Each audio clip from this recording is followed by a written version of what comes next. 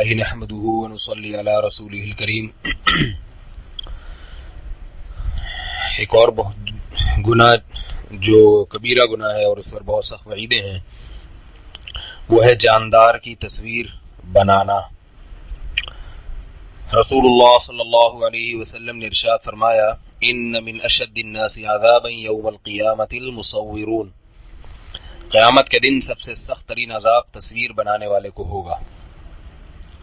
تصویر سے مراد کسی جاندار کے چہرے کی تصویر، آنکھ ناک کان سمیت جو چہرہ ہے اس کی تصویر بنانا۔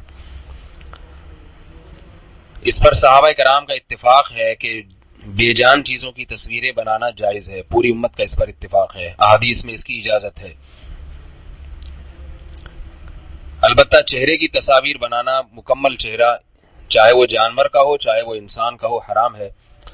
اللہ کے رسول صلی اللہ علیہ وسلم نے دوسری حدیث میں فرمایا، صحیح حدیث ہے، کہ جو جاندار کے چہرے کی تصویر بناتے ہیں یضاہئون بہ خلق اللہ، اس سے وہ اللہ کی تخلیق کی مشابہت کرتے ہیں۔ یقال لہم احیوا ما خلقتم، قیامت کے دن ان سے کہا جائے گا کہ تم نے جو تصویر بنائی ہے اب اس میں روح بھی ڈالو، اللہ کی نقل اتاری ہے اب اس میں جان ڈالو، اور وہ اب اس میں جان نہیں ڈال سکیں گے۔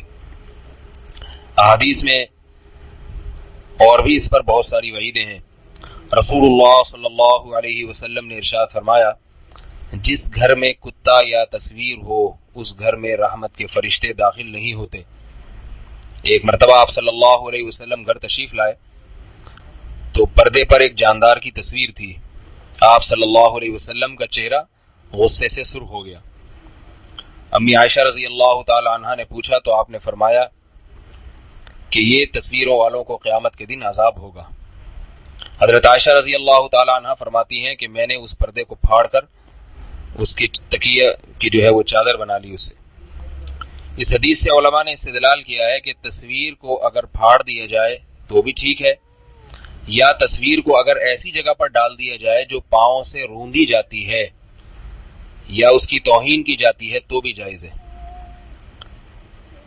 جیسے قالین کی تصویر ہے یا ایسی جگہ تصویر ہے جہاں پاؤں رکھے جاتے ہیں، تو اس میں انشاءاللہ کوئی حرج نہیں ہے۔ حضرت عبداللہ ابن مسعود رضی اللہ تعالی عنہ کی کسی نے دعوت کی تو آپ جب گھر تشریف لے گئے تو دیکھا کہ ایک کمرے میں تصویر لٹکی ہوئی ہے۔ حضرت عبداللہ بن مسعود رضی اللہ تعالی عنہ اس کمرے میں داخل نہ ہوئے۔ اس شخص نے اصرار کیا تو آپ نے فرمایا کلا حتی تکسرہ، میں ہرگز داخل نہیں ہوں گا جب تک تم اس تصویر کو پھاڑ نہیں دیتے اور توڑ نہیں دیتے۔ تو صحابہ کرام اس معاملے میں اتنی سختی اور اتنی مضبوطی کیا کرتے تھے۔ تو اس لیے بھائی یہ جو آج کل شادی کی تصاویر لوگوں نے سنبھال کے رکھی ہوئی ہیں اور مختلف تقاریب کی تصاویر سنبھال کر رکھی ہوئی ہیں، ان کو پھاڑ دینا چاہیے۔ تھوڑے دن کی زندگی ہے، لوگ کہتے ہیں کہ یاد تازہ رہے گی، یہ سوچنا چاہیے کہ قبر میں جانے کے بعد سب بھول بھلیاں ہو جاتا ہے، کوئی اپنے ساتھ البم نہیں لے کے جاتا شادی کی۔ اللہ کے عذاب سے ڈرنا چاہیے۔ البتہ آج کل جو ڈیجیٹل تصاویر ہیں ویڈیو کیمرے کی، اس کے بارے میں علماء کا بہت زیادہ اختلاف ہے، دو رائے ہیں علماء کی۔ بعض حضرات اس کو تصویر کی فہرست میں داخل کرتے ہیں اور بعض اس کو تصویر کی فہرست میں داخل نہیں کرتے، اور دونوں طرف محقق علماء ہیں، دیندار علماء ہیں۔ لہذا اس بارے میں علماء کے اس اختلاف کی موجودگی میں جو معتدل بات ہے وہ یہ معلوم ہوتی ہے کہ ویڈیو سی ڈی کی جو تصاویر ہیں ان کا غیر ضروری استعمال نہ کیا جائے۔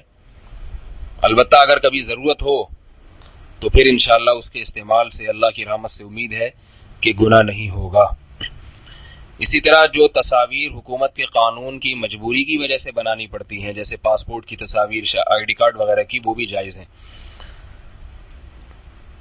جہاں ضرورت نہ ہو لہو و لعب کے طور پہ تصویریں کھنچوانا وہ بہرحال گناہ ہے۔ میں دوبارہ آخر میں وہ حدیث سنا دیتا ہوں، صحیح بخاری صحیح مسلم کی حدیث۔ آپ صلی اللہ علیہ وسلم نے فرمایا ان من اشد الناس عذابا یوم القیامۃ المصورون، قیامت کے دن سب سے سخت ترین عذاب تصویر بنانے والے کو ہوگا۔ اللہ تعالی ہم سب کو اس کبیرہ گناہ سے بچنے کی اور توبہ کرنے کی توفیق عطا فرمائے۔ وما علینا الا البلاغ۔